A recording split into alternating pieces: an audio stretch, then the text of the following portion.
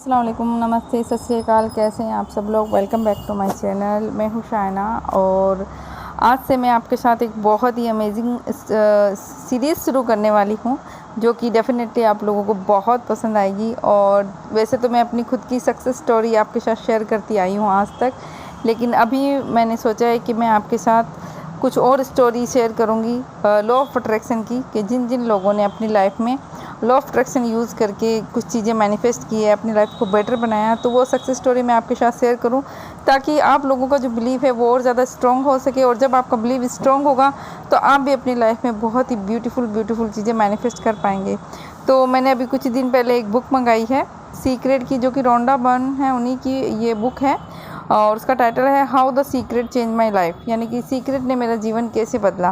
तो ये बुक है, ये मैं काफ़ी टाइम से पहले सोच रही थी ख़रीदने का, तो मैंने सोचा कि चलो क्यों ना इसको मैं इस बार ख़रीद ही लेती हूँ। मैंने टाइम निकाला, मुझे अचानक से दिख गई थी उस दिन इंटरनेट पर, मैं जब कुछ सर्च कर रही थी तो मुझे दिखी और मैंने इमीडिएटली इसको ऑर्डर कर दिया, क्योंकि मैं चाहती थी कि हो सकता है ना सबके पास ये बुक ना हो। तो मैं सोच रही थी कि चलो मैं ही ये बुक ऑर्डर करके और आप सब लोगों के साथ जिन जिन लोगों ने अपनी सक्सेस स्टोरी इस बुक में शेयर की है, क्योंकि इस बुक में जितनी भी स्टोरी है मैं आपको बता दूं वो सब रियल है, रियल लाइफ से जुड़ी हुई है। मतलब कि वो कोई फेक स्टोरी नहीं है, वो सच में जिन लोगों ने अपने एक्सपीरियंस शेयर किए वो सब यहाँ पे है। आप चाहे तो सीक्रेट की वेबसाइट पे जाके भी ऐसी स्टोरी पढ़ सकते हैं। तो ये रोंडा बर्न की बुक है। रोंडा बर्न ने अपनी बुक ये जो द सीक्रेट थी, उनको आने के बाद में जब लोगों ने इस लॉ ऑफ अट्रैक्शन को जाना और उनके सिद्धांतों को अप्लाई किया, तो उन्होंने अपनी लाइफ में जो जो ब्यूटीफुल क्रिएशन किया, जो जो ब्यूटीफुल चीज़ें मैनिफेस्ट की, तो वो सब एक्सपीरियंस उन्होंने शेयर किए थे। तो उन्हीं एक्सपीरियंस को लेके रोंडा बर्न ने एक बुक में ये सब अपने एक बुक में सम्मिलित किया है और वहाँ पे लोगों के साथ शेयर किया है। तो ये बुक बहुत अमेजिंग है और मुझे बहुत पसंद थी। मैं बहुत ज़्यादा इसको ख़रीदना चाह रही थी, क्योंकि मुझे भी देखो, जब लॉ ऑफ अट्रैक्शन को मैं फॉलो करती हूँ और मैंने बहुत सी चीज़ें मैनिफेस्ट की है, क्योंकि मैं चाहती हूँ कि जब हम लॉ ऑफ अट्रैक्शन को फॉलो करते हैं ना, तो हमारा बिलीफ सिस्टम इतना स्ट्रॉन्ग हो जाए, बिलीफ सिस्टम की हर चीज़ को हम जल्दी से मैनिफेस्ट कर पाएँ।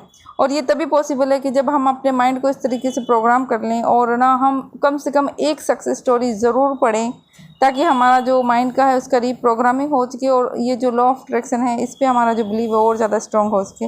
तो आपका ज़्यादा टाइम ना लेते हुए मैं आज आपके साथ जो स्टोरी शेयर करने वाली हूँ वो इसकी फर्स्ट स्टोरी है।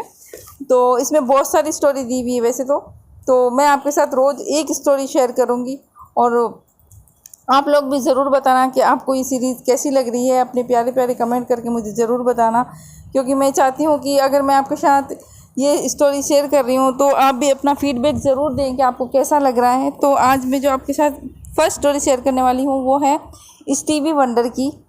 मतलब किसी ने लिखा है स्टीवी वंडर के साथ गाना, उनका कोई शायद उनकी विश थी, तो कोई सिंगर है फ़ॉरेन की। तो मैं बताती हूँ कि उनकी स्टोरी क्या है और उन्होंने क्या लिखा है। उन्होंने लिखा है, मेरा नाम जॉन परेरा है और मैं ये बताना चाहता हूँ कि द सीक्रेट ने मेरा मनचाहा ख्वाब कैसे पूरा किया। उस वक्त मेरा हाल बेहाल था। वो बोलते हैं कि उनका हाल बेहाल था, वो बहुत ज़्यादा दुखी और नाराज़ रहते थे और ख़ास तौर पे उनकी अपनी बहन और उनके जो बिज़नेस पार्टनर थे उनके साथ उनकी कुछ ज़्यादा अच्छी नहीं बन रही थी।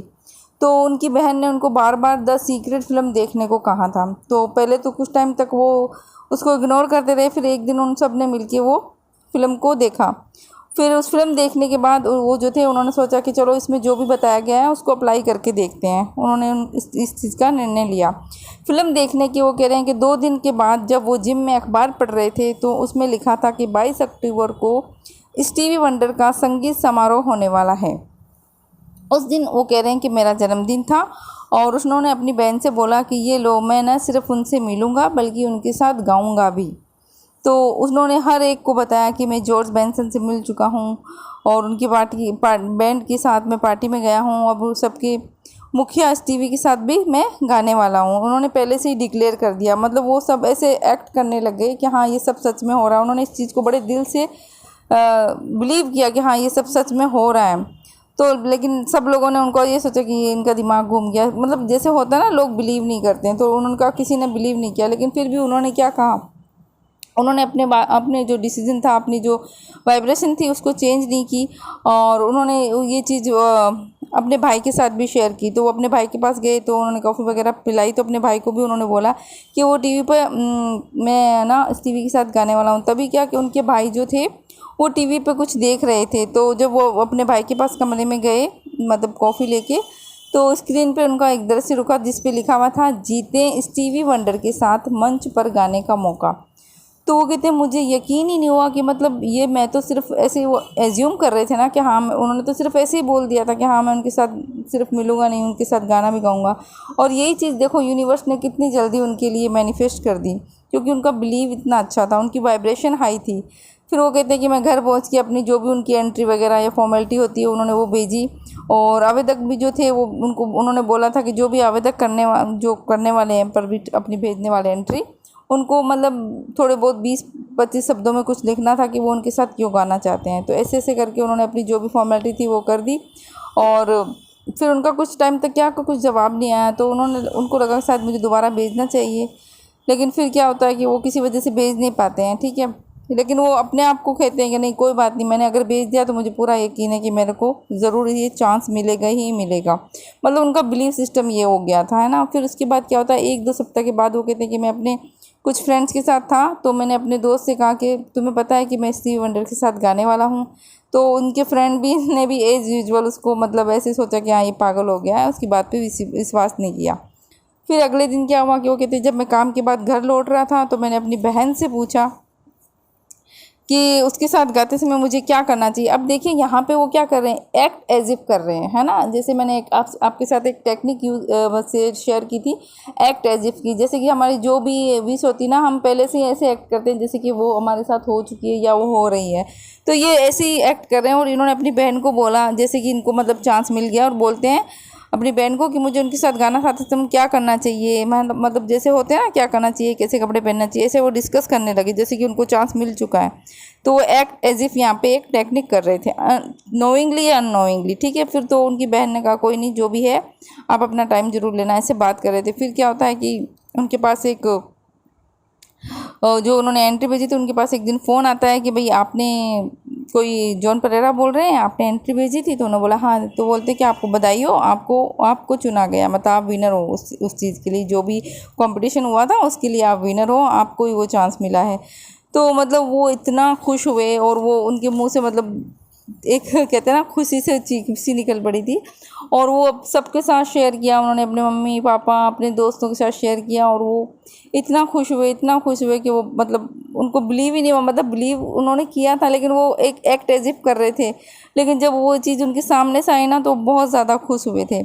तो वो कह रहे हैं कि भले ही कोई ना कोई विश्वास करो या नहीं करो, लेकिन ये जो लॉ ऑफ अट्रैक्शन है ये ज़रूर वर्क करता है। और उन्होंने मेरी विश भी पूरी की है, और जितने भी लोग हैं जो भी इसको फॉलो करते हैं उन सब की विश ये पूरी कर सकते हैं। तो ये छोटी सी स्टोरी थी जो उन्होंने शेयर की थी। और आप चाहे तो आप जाके जो सीक्रेट की जो वेबसाइट है वहाँ पे जाके भी आप पढ़ सकते हैं ये, क्योंकि वहाँ पे तो हालांकि आपको सर्च करनी पड़ेगी, बहुत सारी हज़ारों लाखों स्टोरी है जो वहाँ पे बहुत से लोगों ने इतने सालों में जब से ये बुक आई उसके बाद जिन लोगों का एक्सपीरियंस हुए उन्होंने शेयर किए हैं।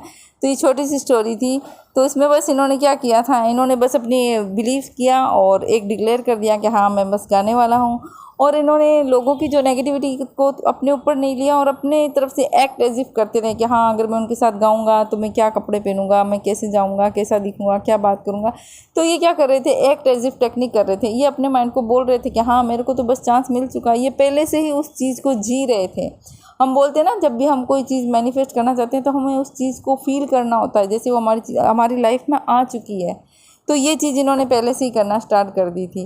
तो मेन इस स्टोरी मुझे ये लगा कि ये इन्होंने उस एक्ट एज इफ टेक्निक को यहाँ पे यूज़ किया है और उस चीज़ को पहले से ही इन्होंने जिया है कि जैसे कि वो चीज़ हो चुकी है।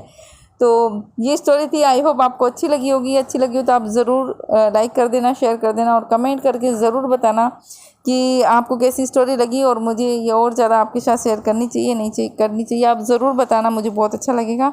और मैं बहुत जल्दी और भी इसकी बहुत सारी स्टोरी है तो मैं कोशिश करूँगी रोज़ नहीं तो एक दिन छोड़ के मैं आपके साथ ज़रूर सक्सेस स्टोरी शेयर करूँ। तो मिलती हूँ आपके साथ एक नई सक्सेस स्टोरी के साथ। और आप सब अपना ध्यान रखिएगा। Be healthy, be happy and be safe. See you.